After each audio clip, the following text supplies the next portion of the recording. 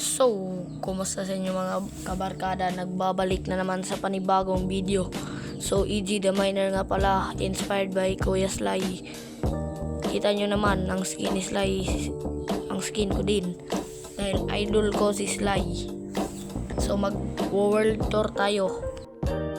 So, naka-hardcore Minecraft nga, naka-hardcore world nga pala ako. So, unahin natin ito, XP farm. Napaka-efficient niyan. Hindi ma-enchant yung mga gamit ko kung hindi dahil dyan. So, ito yung custom tree na ginawa ko. Custom cherry blossom tree. So, pasukin natin. Yan. Pasukin dito. So, ito nga pala si PP2 Manaloto. Napakalupit ng pangalan. Yan, PP2 Manaloto. Yan. Yan, PP2 Manaloto. So, ito naman yung enchanting area ko.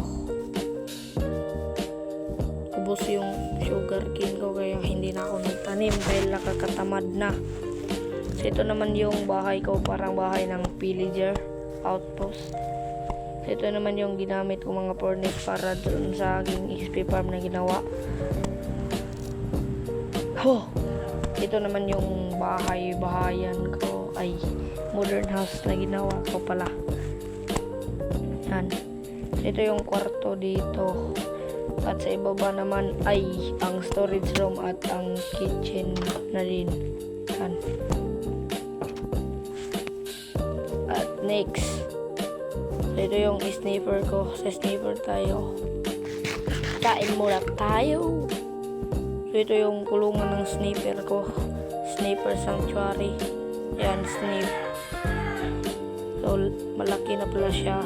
So, ito yung espada ni Juan. Pinangalanan ko yung espada ni Juan. Angas.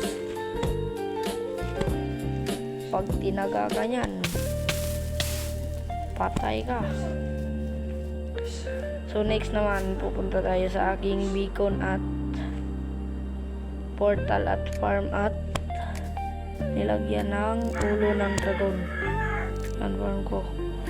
Ito naman yung nilagyan ng itlog ng dragon at ulo. So, ito yung beacon. Ito naman yung portal.